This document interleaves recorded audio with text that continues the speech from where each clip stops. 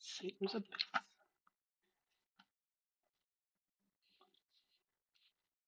Alright, so we're getting into Sailor's Abyss plus Contender +4. I'm not sure the terminology yet. So I am playing Sylvie, Resto Druid, tiny bit of Resto Shaman thrown in, and hoping to see how this goes. I really liked Sylvia so far. The basic mechanics while we're waiting for the dungeon to start. Keep your Flutter Call Protect on the tank at all times, at least for low levels. I've read and heard that as you get a little bit higher gear score, you might change that. But for right now, that's definitely not going to change. It's just I've tried running without it. My heals are just not strong enough without it, and so we'll probably keep running that. The basics for Sylvie is keep your hots up, especially restore life on the tank as they need healing. That's your biggest like burst, if you will, for healing.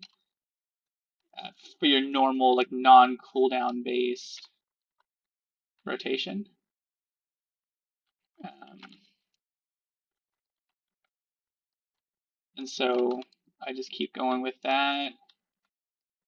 It's like they're having a little bit of help with some pulls.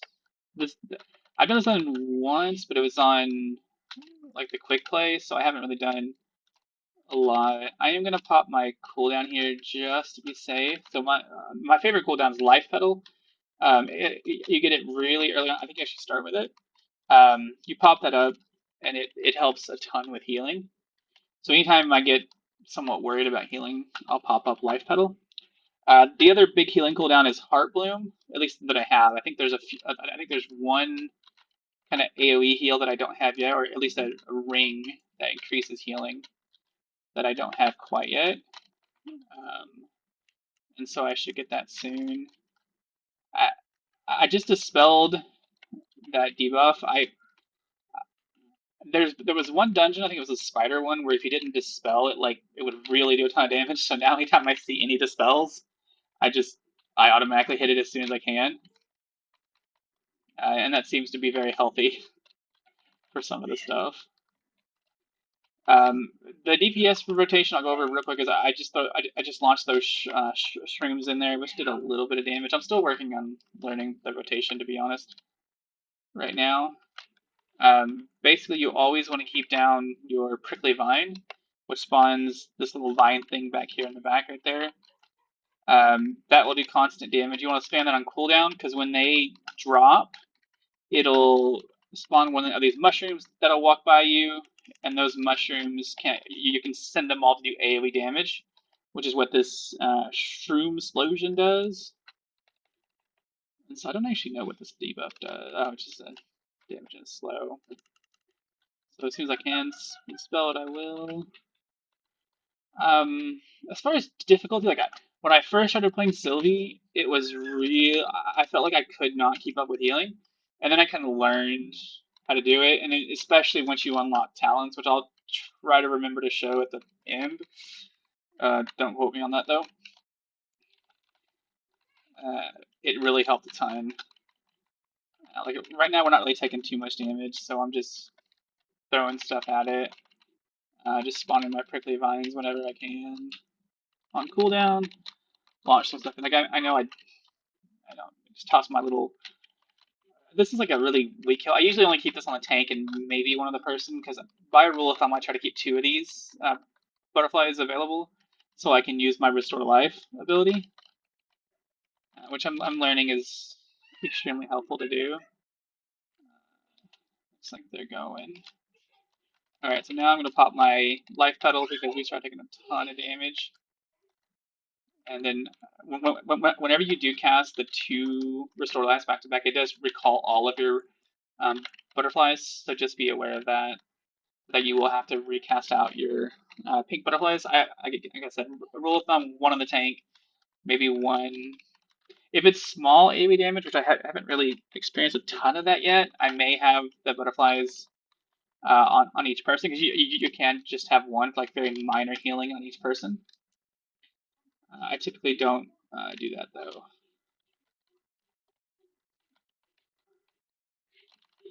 I'm typically trying to keep at least two free. This might be interesting, so we're gonna life petal early.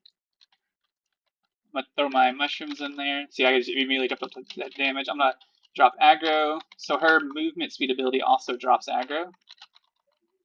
Um, this is Hidden Trail. I really like it.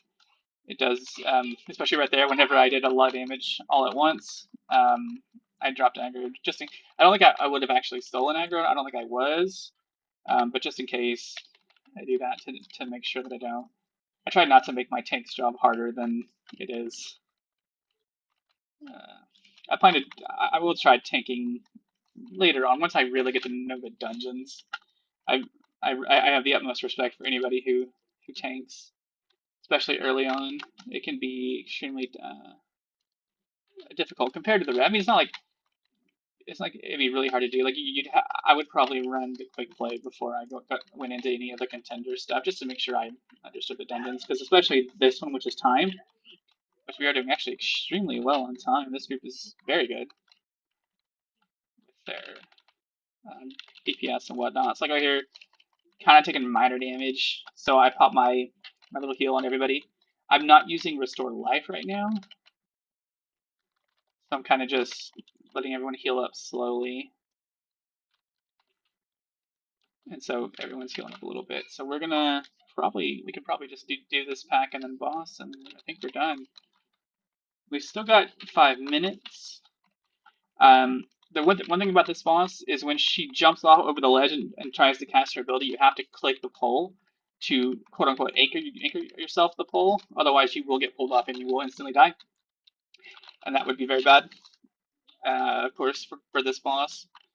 I try to save my ult after the first pull and pop it to kind of finish the boss. I don't know. I don't think I've run this on Contender 4 yet, so I'm not too sure on the damage. Hopefully it's not too much because we're about to find out the hard way how much damage it is. So we'll start. I'll immediately restore life on the tank just to make sure that the tank is staying very much top. I'm gonna stay kind of close to this because she also has a silence. So when she does a caster silence, right here, deafening screech, you want to run behind this. No silence. I don't know if there's another way to do it, but that's just the way that I've known to do it. So those two have a link that the tank is honestly healing their self this whole time.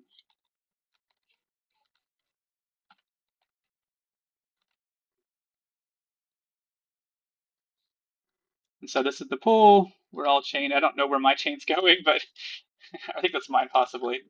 But that kept us all safe. I can't dispel that. So I'm gonna life pedal here, and I'm gonna pop my ult. Oh, well, I was until I got silenced because I wasn't paying attention to the silence. Now I'll pop my ult. Now this is a Spirit Link Totem kind of effect, so everyone's healed. So I also popped some healing at the same time, just to get everybody kind of topped off. It also gives haste to or bloodlust essentially to the Grave of Heroism, at least to me. Um, Definitely missed the silence again because I was trying to talk. Yeah, she's doing the debuff. And we still have actually a crazy amount of time. Throw my mushrooms in there, and that's it. So that is a timed key. All right. Well, thank you so much for watching. I'm going to try to do a couple runs and get a couple videos out. So just let me know if you need anything. If not, I hope this was somewhat helpful. I'm still working on the commentary because I feel like these dungeons are much faster, so it's harder to get commentary in. But thank you so much for watching and have a great day.